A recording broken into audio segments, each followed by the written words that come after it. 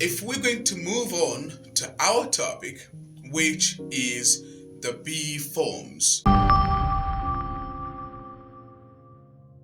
or rather called the auxiliary verbs in some instances. In some places, it's also known as the helping verbs. Why? Because they're used to help the main verb in the sentences. But what we're going to look at is not that function, but the basic usage of the be form of verbs. Now, the be forms are am, is, and are. Their usage depends on the subject of the sentence, or they also depend on the pronoun of the sentence.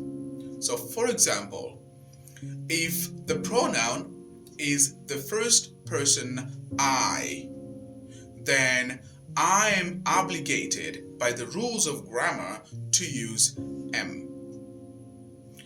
If the subject is he or she or it, then I am obligated by the rules of grammar to use the be form is. And if the subject is you, we, or they, which are the third person pronouns, then we are obligated to use the be form are. Let's look at some examples. Now, if we're going to use the first person pronoun I, we are supposed to use am, right? So it's going to be I am. We have a question here. What are we going to put here so that we have a full sentence? We need an object. Then, I am a student. So student is an object. Alright? So we're saying, I am a student. This is our first example. I am tall. I am in school.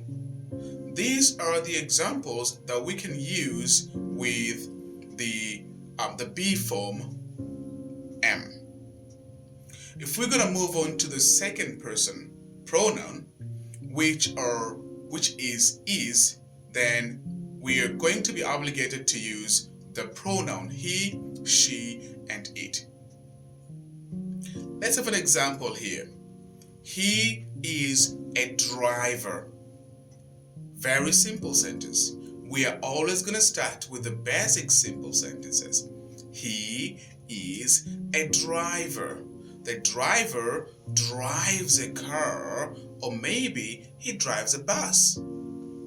So he is a driver. Very, very simple sentence.